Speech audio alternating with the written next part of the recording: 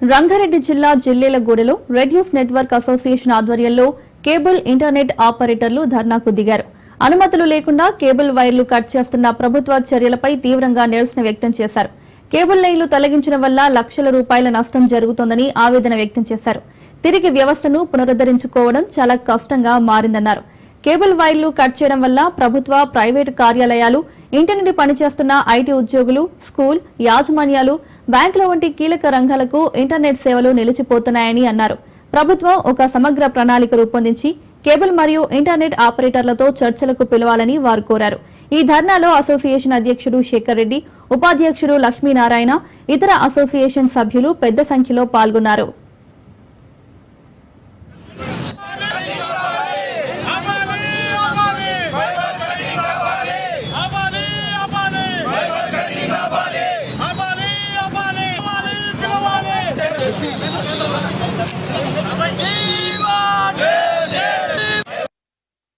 మేము కేబుల్ మరియు internet operate association ప్రతినిధులం.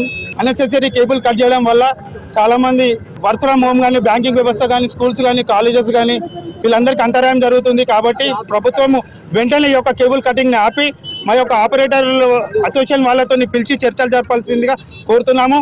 మరియు మేము 20-25 సంవత్సరాల నుంచి వేరే వృత్తి తెలియక స్వయంగా జీవనోపాధి కల్పించుకొని ఈ కేబుల్ వ్యవస్థ పైన జీవనం సాగిస్తున్న కుటుంబాలు తెలంగాణ రాష్ట్రంలో దాదాపు 2 లక్షల నుంచి ప్రత్యక్షంగా, పరోక్షంగా కానీ 2 లక్షల నుంచి 5 లక్షల వరకు కుటుంబాలు ఈ యొక్క వృత్తిపై ఆధారపడి ఉంది. కాబట్టి ప్రభుత్వము మా పైన దయదలిచి మీరు ఏమైతే గైడ్ లైన్స్ ఇస్తారో, ఏమైతే రెస్ట్రిక్షన్స్ పెడతారో మేము ఫాలో అవ్వడానికి సిద్ధంగా ఉన్నామో.